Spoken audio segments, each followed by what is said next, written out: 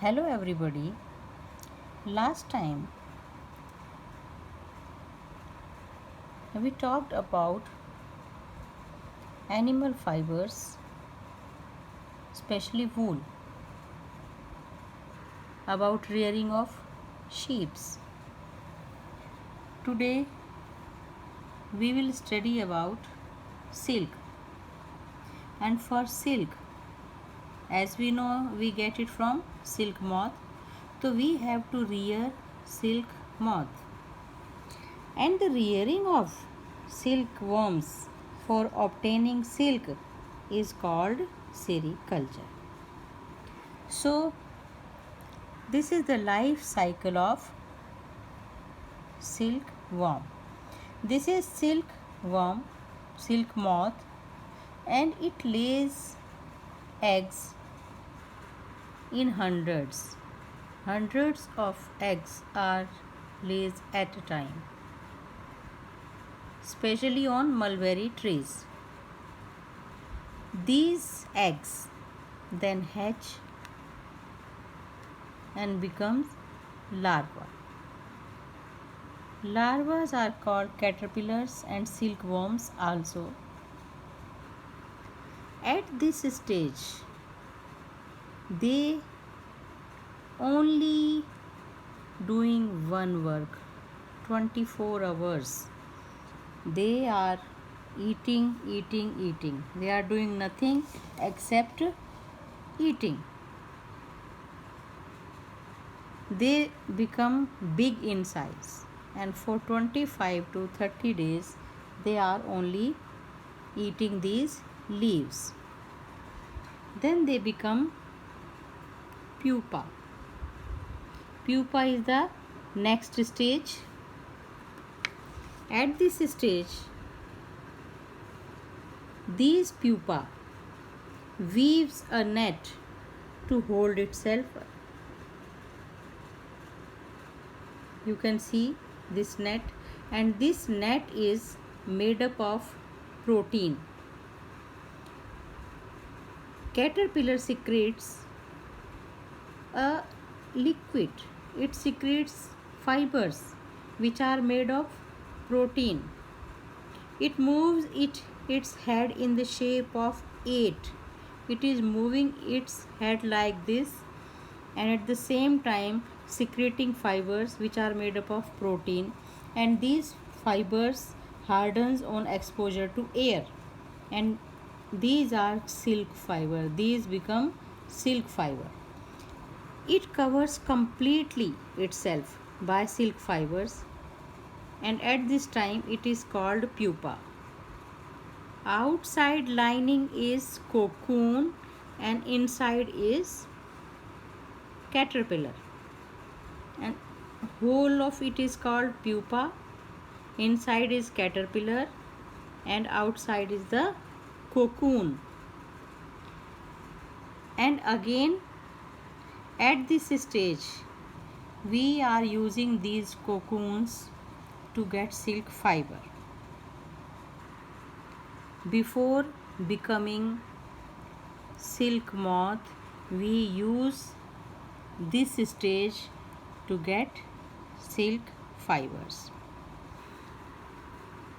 Silk moth lays eggs, eggs become larva, larva becomes pupa, and its covering is called cocoon.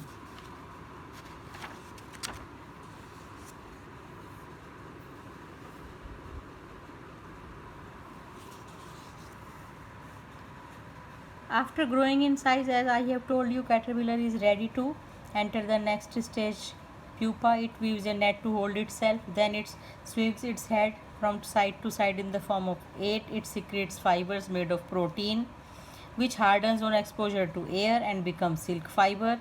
It covers itself completely by silk fibers and turn into pupa. The covering is known as cocoon. With this cocoon, we will get silk fibers. Now, there are varieties of silk moths. As we have read about sheeps, similarly, different varieties of silk moths are there. They give different types of silks.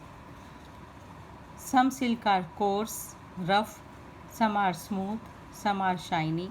They all are having different textures. Accordingly, we call them by different names. Silk can be tussar silk, munga silk, kosa silk, or any other silk. But most common silk we use, most common silk moth is the mulberry silk moth, and the silk is soft, lustrous, elastic, and can be dyed in beautiful colors. So first is done rearing of silk moth, then reeling, then processing of raw silk. Weaving into fabrics is done mainly by women in India, and China leads the world in silk production. सबसे ज़्यादा जो silk production हो रहा है वो होता है China में. Now from cocoon to silk. अब cocoon है हमारे पास. Female silk moths lays hundreds of eggs at a time, which are stored carefully on strips of clothes or paper. क्योंकि एग तो लेज हो गए, जो सेल करने वाले हैं, इनको बेचने वाले हैं, क्योंकि it is becoming a business, तो they store them carefully on the strips of cloth और paper, and then they are sold to silk farmers. Farmers keep them under hygienic conditions. यहाँ पे इनके लिए, एग्स के लिए कंडीशंस हाइजीनिक होनी चाहिए, सूटेबल कंडीशंस होनी चाहिए. किसकी? टेम्परेचर की भी एंड ह्यूमिडिटी की भी. टेम्परेचर कम ज़्यादा होगा, ह्यूमिडिटी कम ज़्यादा होगी, तो they will not hatch. Then they are stored in clean bamboo trays along with freshly chopped mulberry trees. अब freshly chopped mulberry trees कहाँ से मिलेंगी? ये उस समय किया जाएगा. This is done when mulberry trees bear a fresh crops of leaves. जब पत्तियाँ नई नई हैं, वो सॉफ्ट हैं. At this time these eggs will hatch, and eggs जो हैच हुए किस में हुए? जैसे हमने अभी पढ़ा पहले, into larva. Larva eat these leaves day and night and increase its size. After 25 to 30 days they stop eating and move to a tiny chamber of bamboo या twigs, and cocoons get attached here. They spins the cocoon inside, which develops the silk moth. Processing of silk में हम क्या करते हैं? पूरा, अब ये हमें कोकून तो मिल गए, कोकून हमें मिल गए हैं. अब इन कोकून से सिल्क कैसे मिलेगी? तो ए पाइल ऑफ कोकून, खूब सारा कोकून के ढेर को, either they are kept under sun, और दे आर बॉयल्ड, और they are expose to steam. इस गर्मी से, इस हीट से the silk fibre separate out from the cocoon. It becomes loose. Reeling the silk. The process of taking out threads from the cocoon for use as silk is called reeling the silk. Process of taking out threads from the cocoon, and it is done in special machines which unwind the fibers of silk from cocoon. से जो fibers हैं उनको ये unwind करती है ये machine. Then silk fibers are spun into silk threads, and which are woven, they are woven into silk cloth by weavers. So rearing, reeling, weaving, and we get cloth. Correct? Woven. So many steps are there for this. अब silk की अगर हम बात करें, सबसे पहले silk कहाँ से आई? तो ऐसा कहा जाता है कि चीन में हुआंग टी, ये जो थे, इन्होंने, एम्प्रेस थी सी लंगची, उनको कहा कि भाई सम प्रॉब्लम इज़ देयर.